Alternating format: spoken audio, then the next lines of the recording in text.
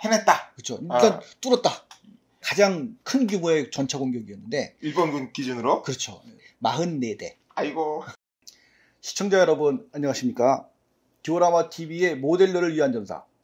그 아주 러시아 전차 저리 가라인 2차 대전 일본군 전차 스토리를 계속하고 있습니다. 예, 오늘은 좀 전투 이야기 중심으로 해보려고 합니다. 이미 지난 일부에서 이 95식과 97식 얼마나 허접한지는 한번 설명을 드렸어요. 자국의 전차를 잘 재현하기로 유명한 파인몰드사의 치하 자국 전차에 대한 평가가 나와 있습니다. 뭐라고 나와 있냐면 비록 비력하였지만 안일비자 힘력자 비록 강하지는 못했지만 전쟁이 끝날 때까지 고분분투하였다. 즉 좋았다는 얘기가 전혀 없어요. 네, 그렇습니다. 이랬던 전차들이지만 이렇게 나름 대전 초기에는 활약을 했다고 하는데요. 오늘은 그런 이야기를 중심으로 2부를 이어나가겠습니다. 그 95식과 97식 서전의 그 말레이 반도 전격전. 이게 시간적으로는 진주만 기습보다 좀 일렀다는 얘기도 있어요. 그 1941년 12월 7일 일본의 진주만 기습은 중국과 동남아시아를 완전히 점령하기 위한 양동작전의 하나다. 일본은 만주국을 병합하기 위해서 청나라의 후신인 장제스의 중화민국과 10년 넘게 전쟁을 하고 있었는데요. 미국, 영국이 동남아시아를 거점으로 장제스에게 군사 지원을 했기 때문에 이를 끊어버릴 것을 목표로 공격을 시작합니다. 그때 이미 육군이 진격을 해나갔다. 그렇죠. 그래서 이건 말레이 반도의 전격전. 이때 엄청난 활약을 보였다. 그래서 애초에 그 정글에서 전차는 무용지물일 것이다. 라고 생각한 영국군은 이렇다 할 기갑 전력을 갖질 않았어요. 그렇다고 하더라고요. 그래서 이 허를 찔러서 그 야마시타 중장이 지휘하는 일본군의 전차 제1연대. 일본군은 또 제1전차연대 이러지 않고 전차 앞에다 붙여요. 전차 제1연대 3중대. 그래서 97식 중전차 10대. 95식 경전차 2대. 그래가지고 특별 정진대라는 걸 편성했다 그래요. 그래가지고 선발대보다 일찍 말레이 반도에 상륙. 그래서 그 말레이시아와 그 타이 국경에 그 지트라 라인이라는 게 있었다 그래요. 그래서 인도군 2개 여단 6,400명으로 구성된 방어군은 지뢰와 철조망으로 이제 굳게 그 진지를 만들고 있었는데, 이 특별 정진대가 전차 1개 중대와 약 600명의 병사로 하루 만에 돌파를 했다 그래요. 저게 방어 진지를? 역시 전차가 이 방어 진지를 뚫는 데는 크게 위력적이네요.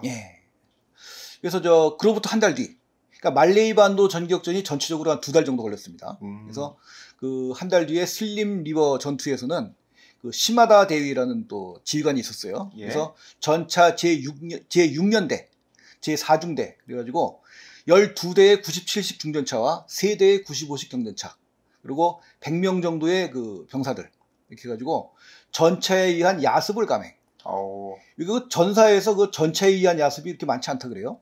왜냐면 밤에는 어지간히 잘 훈련된 군대가 아니면은 공격하는 쪽이 오히려 더 불리한, 왜냐면 지휘 통제가 되지 않으므로 아군끼리 오사도 하고 이런 일이 많기 때문에 야간에 작전을 펼친다는 것은 굉장히 모험적인데, 그 당시에 시마다 대위가 아주 훈련을 잘 시켰기 때문에 자신있게 야습을 감행하여 성공을 시킵니다. 그래서 순식간에 진지 4개를 돌파하는 엄청난 전과를 올렸다. 영국과 영연방이 수비를 하고 있었는데, 이 친구들도 원래 1차 세계대전부터 방어 진지하면 이골이 난 친구들인데 그런 방어 진지를 확 뚫어버렸네. 그래서 일본 전차 부대가 영국군을 완전히 압도. 완전히. 그래서 55일 동안 무려 1100km를 주파. 그래서 1월 12일에 말레이 반도를 석권하고 다시 한 달 만에 싱가포르까지 함락. 그래서 이게 그 97식 전차의 처음이자 마지막 화려한 전투. 이때 시마다 대위의 활약을 굉장히 인상 깊게 생각했는지 벌주문득 판전하는 만화에 전차의 신으로, 전투의 신으로 묘사되는 이름을 차용해서 나오긴 합니다. 그리고 이런 또 기동성이 우수함을 또 보였는데, 그 말레이 반도에서 수마트라 섬까지 2000km 이상을 달린 전차도 있었다 그래요. 2000km? 아니 듣기로는 공랭 엔진이라서 얼마 못 가고 퍼진다 이런 얘기가 있었는데, 일단 달리는 건 자신 있으니까 그래도. 그래서 그런지 일본 사람들이 자국 전차를 평가할 때 장갑도 약하고 포도 별로 좋지 않았지만 기동력을 살려서 좋은 작전을 했다, 이런 식으로 평가를 하고 있더라고요. 그래서 아무튼 42년 2월 초 약 9만 명의 영국군이 이제 포로가 됐어요. 그래서 당시에 그 영국의 퍼시발 장군이 야마시타 중장을 찾아와서 이제 항복 협상을 하는데 이게 뭔가 그 좀 머뭇머뭇했나 봐요. 그랬더니 항복 문서에 조건이 포로에 대한 처우, 그다음에 전쟁 후에 어쨌든 이런 포로에 대한 처우 등을 유리한 쪽으로 적으려고 했는데 예스냐 노냐 예스까 노까 그래가지고 해가지고서 아무튼 항복을 했다. 아주 너무 유명한 이야기입니다. 퍼시발 장군이 비록 2선급 전지인 아시아를 전당하는 장군이었지만 그래도 이런 일본군 전차 고작 12대와 물론 아무리 잘 싸웠다고는 해도 이런 군대에게 9만 명이 항복한다는 거는 글쎄 참 일본군이 처음 리즈 시절이라고 하나요? 처음에는 잘 나갔네요. 그렇죠. 그리고 이제 좀 여담이지만 요 전투가 끝나고 일본군이 엄청난 양의 물자를 노획했다 그래요. 그래가지고 그 당시 일본군이 뭐 몇 년 동안 먹고 살아도 될 정도의 물자였다 그래요. 그래가지고 이 물자 노획을 계기로 그리고 우리 보면 인팔작전에서 왜 무다구치 장군이 보급이란 원래 적에게서 취하는 법이다. 무다구치 렌야. 그래서 그 적한테 뺏어서 쓴다는 그런 얘기가 이때 이제 말하자면 나왔다고 볼 수가 있는 거죠. 저걸 봐라 이런 거죠. 그래가지고 이렇게 적에게 뺏어서 쓰는 것이다. 나중 가면 그런 게 전혀 안 통하죠. 그렇죠. 아무튼 이 일을 계기로 그 적한테서 뺏으면 된다라는 그런 생각이 좀 널리 퍼진 모양이에요. 하긴 일본군은 실패로부터 배우는 일이 없기 때문에 적이 계속해서 그런 추태를 보일 것이다라고 기대를 했는 모양이네. 성공해서 배우는. 적이 어떻게 그렇게 계속 실패할 거라고 기대를 하고 작전을 세워? 그러나 이러한 영화도 잠시. 일단 말레이하고 비슷한 시기에 이제 필리핀에 또 상륙을 했습니다. 그래가지고 근데 이때는 그 말레이와는 달리 그 필리핀에 있는 미군의 M3 스튜어트 전차를 만나게 됩니다. 그게 뭐예요? 한번 보겠습니다. 스튜어트 경전차. 37mm 포를 장비한. 근데 그 당시에 한 40여 대 갖고 있었다 그래요. 40여 대. 근데 이걸 이제 만나가지고 이제 속수무책으로 당하게 되는 거예요. 이게 뭐 아마 아프리카나 뭐 유럽에 갔으면 아주 독일군한테 묵사발이 됐겠지만 여기서는 아주 이게 타이거 전차입니다. 이게. 그래가지고 97식 중전차는 57mm 단포신 주포. 근데 지난 시간에 왜 장갑 관통력이 사실상 제로였다 그랬잖아요. 그래서 원래 이제 기관총 진지 수탁용으로 만들어진 경유탄포. 그래가지고 요 M3 스튜어트에 대해서 150m 거리에서 사격을 했는데 페인트가 약간 벗겨지는 정도였다. 참고로 M3의 전면 장갑이 4cm에 불과하고 앞에는 보다시피 이 조종사들의 시야를 확보하기 위해서 경첩 같은 게 있기 때문에 실질 방어력은 그보다 더 낮거든요. 근데도 불구하고 이 전면을 못 뚫었어? 그렇죠. 경첩 같은 데 맞으면은 뭐 리벳이 안으로 튕겨 나가서 어떻게 된다고 하지 않았어요? 얘는 안 그런가 봐. 측면이 또 2.54 25mm 정도. 그러니까 1인치죠, 1인치. 그죠? 근데 반면 그 M3 스튜어트는 똑같은 37mm 포지만 요 37mm 중에 가장 포신이 긴 53.59경. 그래가지고 일본 전체의 전면 장갑을 가볍게 관통할 수 있었다. 뿐만 아니라 앞에서부터 뒤까지 전부 관통했다는 기록도 있습니다. 그래서 1941년 12월 22일 진주만 공격이 12월 7일입니다. 그 필리핀에 상륙한 전차 제4연대 소속 95식 경전차가 10여 대의 M3 스튜어트가 교전을 했다 그래요.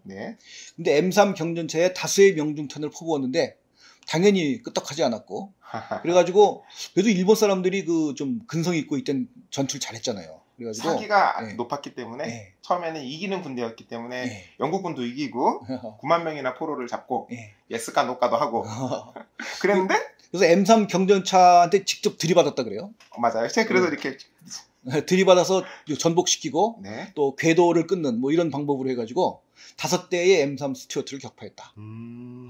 그래도 이때는 사기가 좋았구나. 그래서 전체적으로 일본군이 이겼으니까 그 스튜어트를 꽤 노획을 했어요. 그래가지고 자기네가 이제 일본군 마크를 달고 사용도 했는데 그 사진도 좀 있습니다. 저도 그래서 이거 아카데미 제품인데 만들 때 일본군 노획 일본군 후기형 페인트에다가 별도 붙이고 해서 일본군식으로 만들긴 한 겁니다. 그래서 아무튼 요 스튜어트에 대해 좀 시험을 해보려고 일본 사람들이 그래서 100m 이내의 거리에서 요 57mm 포를 또 집중 사격을 했다 그래요. 어떻게 됐어요? 아무리 쏴도 이게 안 뚫어지는데 나중에 가까스로 이제 뚫긴 했다 그래요. 가까스로? 근데 그게 뭐 그러냐면은 관통을 한 게 아니고 워낙 많이 때려대니까 장갑에 균열이 생겨갖고 그렇게 좀 장갑이 좀 깨졌다. 피로 누적, 금속 피로에 의한 파괴. 결국은 뚫은 게 아니라 쏘다 보니.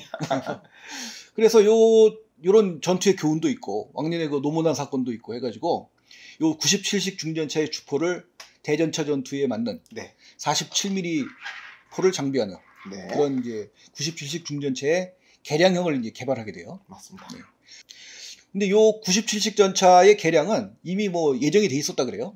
그래가지고 1939년 3월에 열린 전차연구위원회에서 차기 중전차는 대전차 전투를 고려하여 고초속 47mm 포를 탑재하자라는 결정을 했다 그래요.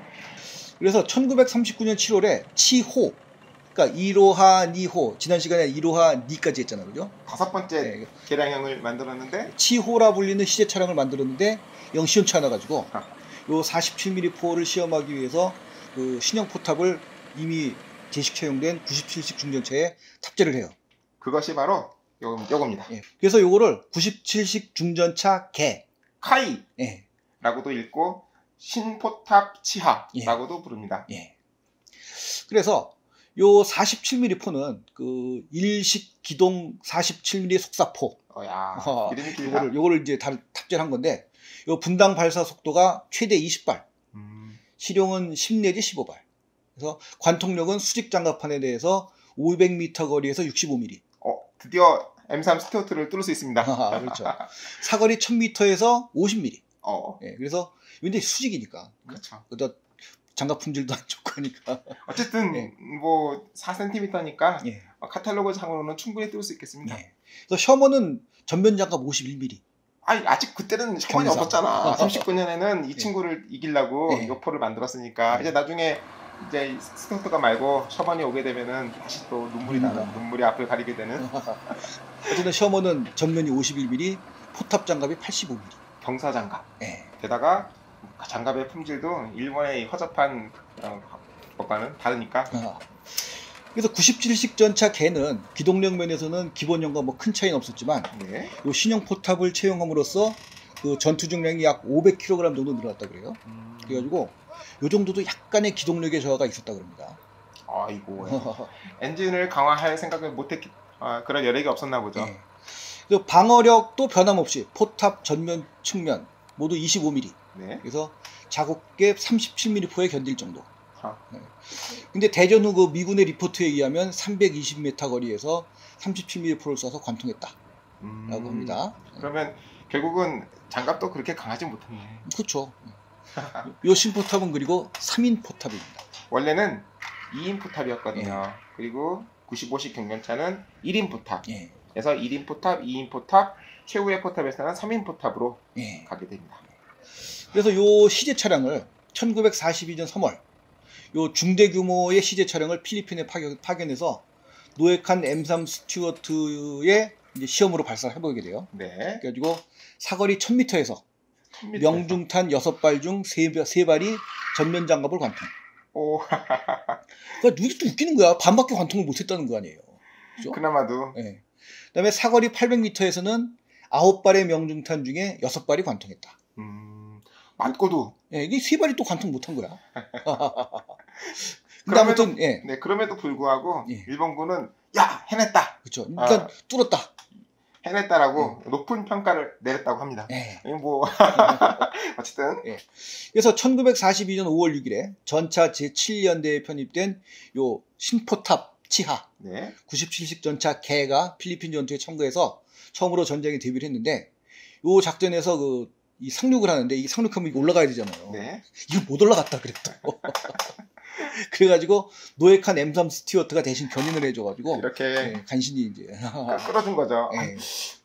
아니 겉보기에는 이 바퀴도 많이 있고 해서 접지압도 낮고 그다음에 충분히 올라갈 것 같은데 어째 못 올라갔었고.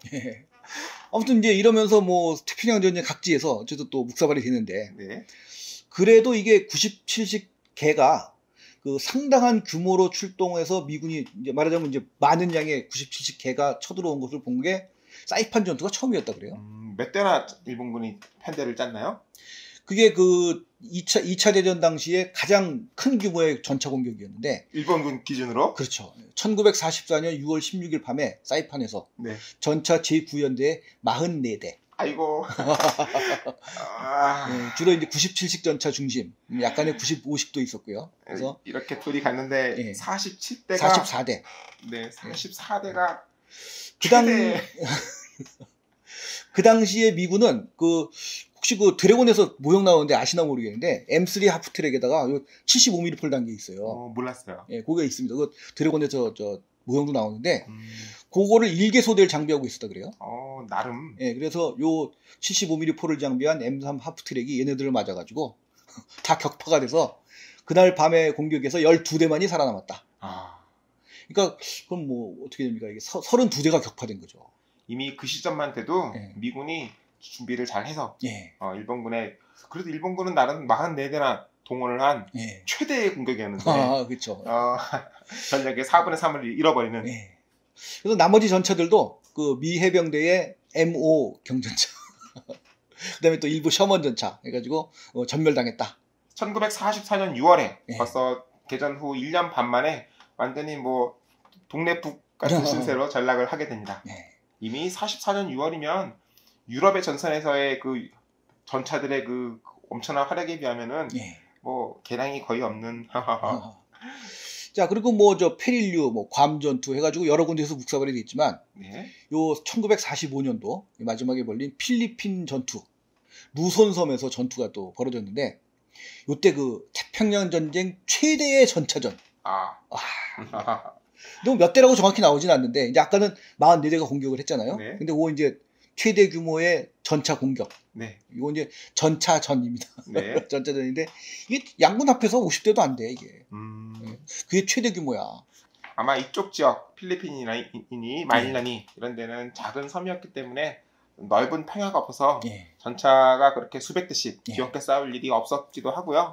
또 그만큼 공격하는 입장이나 수비하는 입장이나 그만큼 뭐 보급 같은 게 원활하지 않으니까 그 정도가 그 정도였을 거라고 생각을 합니다. 그래서 아무튼 여기서 97식과 95식 또 출동을 해서 당연히 M4 셔먼과는 상대가 안 되긴 했지만 요 매복 공격으로 측면을 치거나 해가지고 여러 대를 격파했다 그래요.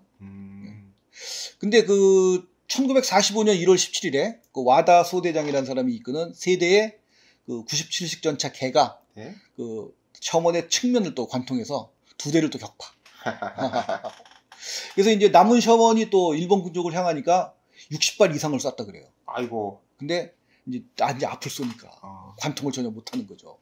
그래가지고 전부 다 또 전멸을 했다. 일본군이 사격, 기동간 사격을 중시했다라는 말도 있고 옛날 교범에 굉장히 사격에 대한 자부심이 있었는지는 몰라도 명중은 잘 시키더라고요. 잘 맞췄는데 안타깝게 뚫지를 못하는 거죠. 그래서 마지막으로 그 와다 소대장의 소대장차가 들이받기 위해서 근거리 포격을 위해서 셔먼한테 팍 이제 전진을 했는데 이것도 역시 닿기도 전에 셔먼의 밥이 됐다. 그래서 이런 전사들과 관련이 있는지는 모르겠지만 걸즈운트 판저에 보면은 일본군 전차들이 이제 충각 갖다 들이받는 것도 묘사를 하려고 하고 이런 내용들이 있습니다. 그래서 이 전투에서 그 전차 제2사단은 미군에게 계속 공격을 가하긴 했지만 거의 대부분의 전차를 잃고 1945년 4월 12일에 전차 제10년대 5중대 97식 중전차 1대와 95식 경전차 1대가 남았어요. 그 차체 전면에 폭약을 달았다 그래요. 그래가지고 여기다 이제 폭약을 이렇게 봉유를 해서 폭약을 다는 거죠. 그래가지고 이 전차를 이제 들이받기 위해서 가는 거죠. 이제 원래는 즉 성향 자각탄을 원래 보면 일러스트에 보면은 사람이 가서 쑤시는 것도 있었는데 전차에다 실어서 딱. 그래가지고 요 셔먼한테 돌진을 해서 이를테면 이제 전차의 가미가제 특공이죠. 그래서 이걸로는 정면에서 안 되니까. 그래서 각 셔먼 전차 한 대씩을 격파했다. 그러면 97직 전차 개는 다 어떻게 됐나요? 다 이제 갔죠.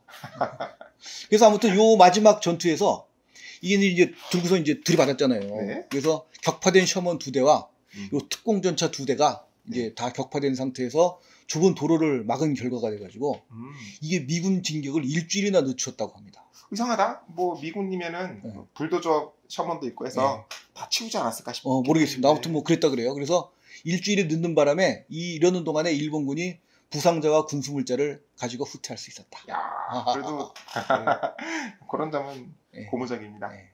그 다음에 이오지마에서는 그 신포탑 치하 11대와 95식 경전차 12대를 장비하는 전차 T26년대가 배치됐어서 그래요. 근데 이제 여기도 뭐 이제 일본군도 바보는 아니니까 이제 뭐 어차피 상대해봐야 소용이 없다. 그래서 완전 엄폐 상태로 매복. 맞아. 그래가지고 땅을 다 파고 들어가서. 그래가지고 매복 공격을 위주로 해가지고 미군이 각종 전차와 장갑차 240대를 상실. 이 당시에 포탄만 떼내서 배치한 것도 있었고, 그래가지고 나름 그 이오지마 전투가 그렇죠. 일본 그 태평양 전쟁에서 미군이 일본군보다 많이 그 피해를 입은 유일한 전투. 교전비에서 우세했던. 근데 이런 얘기를 이제 좀 더 파고들면 일본군이 공격을 해서 미군을 격퇴한 거 싸우다가 그렇게 된 것이 아니고 처음부터 전멸을 상정하고 전멸을 각오한 것이 아니라 처음부터 전멸을 할 것을 전제해서 같이 동기어지하는 작전으로 야금야금 깎아먹어 들어가는 작전으로 해서 그렇게 된 것이지. 그리고 결국 마지막으로 전멸하고 지휘관도 자살합니다. 이런 식으로 해서 동기어진 하는 식으로 싸움을 한 결과 높은 교전비를 올린 것은 사실인데, 미군이 이런 일본군의 비이성적인 보통 전력이 없고 보급이 끊기면 항복을 하지 않고 이렇게 같이 자살해버리는 이런 비상식적인 전술을 겪고 난 다음에 일본군 본토를 공격할 때에는 어떠한 회유나 항복 권유가 안 통하겠구나 이런 생각을 하게 된다 하더라고요. 그래서 뭐 대충 뭐 스토리는 다 비슷합니다. 그래서 뭐 거의 뭐 상대가 안 되고 일방적으로 이제 얻어맞는. 그래도 뭐 미군도 어쨌든 나름 뭐 피해를 입고 하니까 뭐 거기다 셔먼에다 뭐 증가장갑도 막 만들고 막 그래서 뭐 그런 것도 많이 있지만 그 철침으로 이제 일본군이 전차로는 도저히 전차를 갖고도 성형자개탄으로 들이받는 판국에 이 표가 무용지물하니까. 근데 사람이 이제 그런 상황 속에서 도저히 전차로는 이기지 못하므로 사람이 가서 전차에 직접 가서 뚜껑을 열어서 어떻게 하려고 했나봐요. 셔먼을 고슴도치처럼 만들어 놓거나 그런 경우도 있습니다. 그래서 이제 이런 스토리는 다 비슷하지만 이제 일본군의 전차는 대부분 어쨌든 뭐 그런 식으로 깨지기도 하고, 근데 또 많은 수가 또 수송하는 도중에 또 수장이 돼 버렸습니다. 그러니까 거의 뭐 이게 뭐 한 3분의 1 이상 수장이 됐지 않았을까 싶어요. 일본군이 이제 수송선으로 그나마 얼마 없는 수송선으로 열심히 필리핀이나 이런 이오지마나 보급을 해주려고 해도 이미 해상 전력, 특히 항공 호위 전력이 이미 다 없어졌기 때문에 전혀 갖다 주지 못하고 다 물속으로 들어갔더라. 그러니까 통계는 없지만 뭐 대부분 한 절반 가까이 아마 수장되지 않았을까. 통계는 일본군이 원래 패전을 하면 기록을 불살르고 그런 일이 없었다라고 하는 바람에 더더욱 미군 측에 교차 검증을 할 수 없는 그런 아쉬움이 있습니다. 그래서 일단 어쨌든 전차를 보내주지 못하는 부분도 있고, 그 다음에 어쨌든 미군하고 이런 전투 기록이 쌓이면서 지네도 어쨌든 좋은 전차가 필요하다라는 걸 알 거 아니에요. 그렇죠. 그래서 그동안 그 일본 국내에서 어쨌든 나름 뭐 일본 입장에서는 좋은 전차들을 몇 개 만들었어요.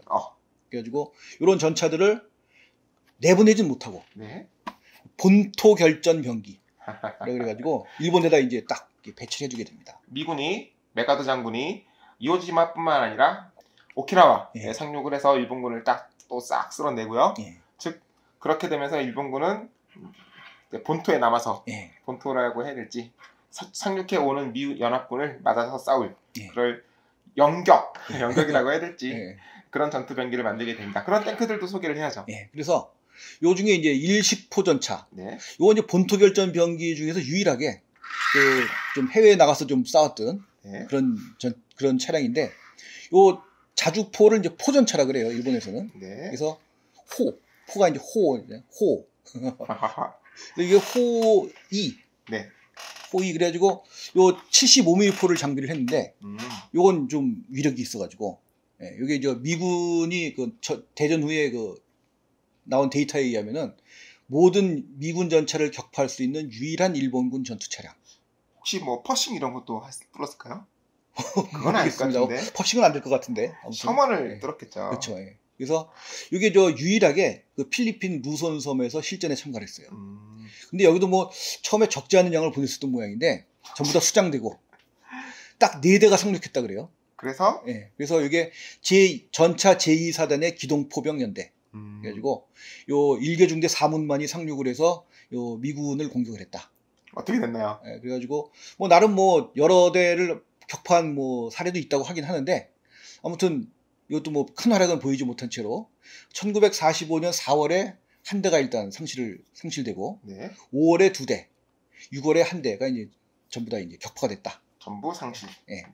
그 다음에 요 일식포가 또 한 군데 또 실전 참관을 했는데 인팔작전. 아하. 인팔작전에서 요 한 대가 갔다 그래요. 한 대. 예. 원래는 더 보내려고 했는데 예. 중간에 이런저런 문제로 거의 뭐 갈 수가 없지 뭐. 난 이거 한 대 간 것도 참 신기해 진짜. 어떻게 하는지.